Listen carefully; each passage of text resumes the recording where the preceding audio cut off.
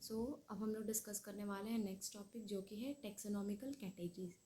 तो taxonomical categories के अंदर हम डिस्कस करेंगे टैक्सोनॉमिकल कैटेगरीज होती क्या है, उनकी हायरार्की क्या है और टैक्सॉन जो टर्म है उसका मीनिंग क्या होता है। Okay, so let's start. जो क्लासिफिकेशन जो हमने लास्ट क्लास में पढ़ा था, क्लासिफिकेशन एक सिंगल स्टेप प्रोसेस नहीं है। ये क्या करता है, ये इन्वॉल्व करता है हायरार्की, मतलब एक स्टेप के बाद दूसरे स्टेप का हायरार्की का जो मेंटेन है वो मेंटेन करना पड़ता है, जिसमें कि हम एक स्टेप को कंप्लीट करके दूसरे स्टेप को पे जाते हैं। और एक जो हर एक स्टेप होता है उस यहाँ पे हम उसको रिप्रेजेंट करते हैं एज अ रैंक या फिर कैटेगरी। ओके, जो कैटेगरी होता है वो पार्ट होता है ओवरऑल टैक्सोनॉमिकल अरेंजमेंट का, और इसी को हम लोग कहते हैं टैक्सोनॉमिकल कैटेगरी।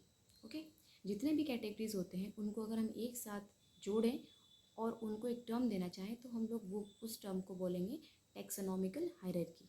ओके, जो ईच कैटेगरी होता है उसको हम लोग रिफ़र करते हैं एक सिंगल यूनिट ऑफ क्लासिफिकेशन, जिसको हम लोग एज ए रैंक कहते हैं या फिर कॉमनली उसे हम लोग टैक्सॉन कहते हैं। ठीक है, तो जो टैक्सोनॉमिक कैटेगरीज होती हैं और हायरार्की जो होता है उसको हम लोग समझने के लिए एक एग्जांपल ले रहे हैं। देख, जैसे क्या है, इंसेक्ट जो है वो रिप्रेजेंट करता है ग्रुप ऑफ ऑर्गेनिज्म जो कि शेयर करता है कॉमन फीचर्स। कौन कौन से common features? Like 3 pair joint legs होते हैं।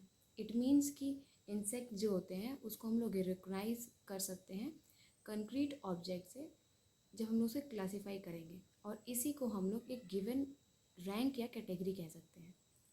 क्या हम लोग ऐसा कुछ नाम दे सकते हैं इस ग्रुप को? तो ग्रुप जो है वो रिप्रेजेंट करता है कैटेगरी को। ठीक है, और कैटेगरी को फर्दर हम लोग डिनोट करते हैं रैंक से। ईच रैंक जो होता है, टैक्सॉन जो है वो रिप्रेजेंट करता है एक यूनिट ऑफ क्लासिफिकेशन को। ओके, जैसे कि हम स्कूल में पढ़ने जाते हैं तो हमारा क्या है कि वहाँ पे भी टैक्सोनॉमिकल हायरार्की है। जैसे कि क्लास 1, क्लास 2, क्लास 3, वहाँ पे क्या है, कैटेगरीज किया गया है कि इस क्लास के बच्चे इतने अगर नॉलेज है तो वो 1 क्लास में होंगे। उसी तरह हमारा जो क्लासिफिकेशन प्रोसेस है वहाँ पे हमने यही किया है कि कुछ कुछ स्पेसिफिक कैरेक्टर्स को लेके हमने एक कैटेगरी बना दिया, और उसी कैटेगरी को हम लोग टैक्सॉन कहते हैं, रैंक कहते हैं। ठीक है, और यही रिप्रेजेंट करता है यूनिट ऑफ क्लासिफिकेशन। तो क्वेश्चन अगर ऐसे आएगा कि what is the unit of classification, तो हम लोग उसका आंसर देंगे taxon is the unit of a classification. जो भी टैक्सोनॉमिकल ग्रुप्स होते हैं और कैटेगरीज होती हैं उसको वो डिस्टिंक्ट होती हैं, वो अलग अलग होती हैं, वो अलग अलग बायोलॉजिकल एंटिटीज़ को दिखाती हैं।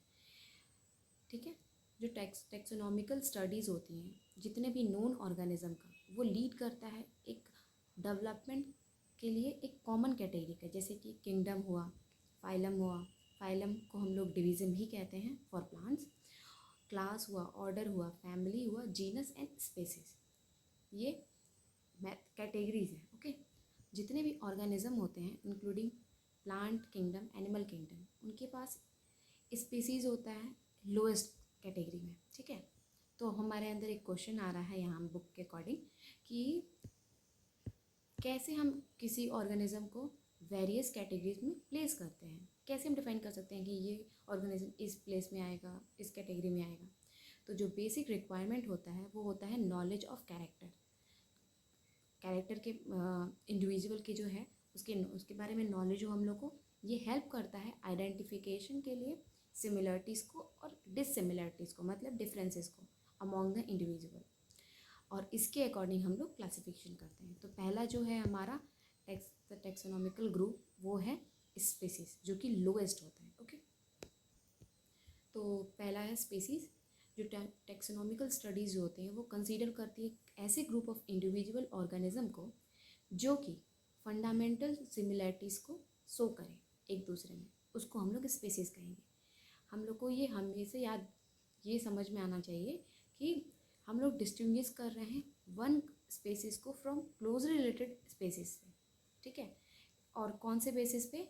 Distinct morphological differences. मॉर्फोलॉजिकल मतलब वो फीचर्स जो कि हम लोग अपने आंखों से देख के और डिफ्रेंशिएट कर पाएँ। जैसे कि एग्जांपल हम देख सकते हैं मैंगीफेरा इंडिका और सोलानम ट्यूबरसोम। तो ये दोनों नाम है, एक तो मैंगो का है और दूसरा पोटैटो का साइंटिफिक नेम है, और पैंथेरा लियो जो कि लायन का नाम। जो तीनों ये नेम है वो इंडिकेट करता है, इनमें से जो तीनों का नाम है उनका जो लास्ट नेम है इंडिका, ट्यूबरसम और लियो, वो रिप्रेजेंट करता है एक स्पेसिफिक एपिथेट को, ठीक है।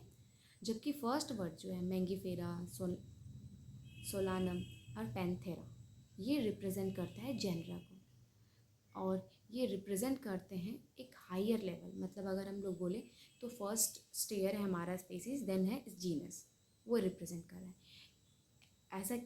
ऐसा हो सकता है कि एक जीनस में एक से ज़्यादा स्पेसिफिक एपिथेट्स हों जो कि डिफरेंट ऑर्गेनिज्म द्वारा रिप्रेजेंट किया जाए, लेकिन उनमें क्या होता है कि मॉर्फोलॉजिकल सिमिलैरिटीज़ भी होती हैं। जैसे कि पैंथेरा के पास अनदर स्पेसिफिक है इस एपिथेट जो कि है टाइग्रिस है, और दूसरा जो एग्जांपल है सोलानम का इंक्लूड करता है नाइगेरम और मोलानेराम, ठीक है।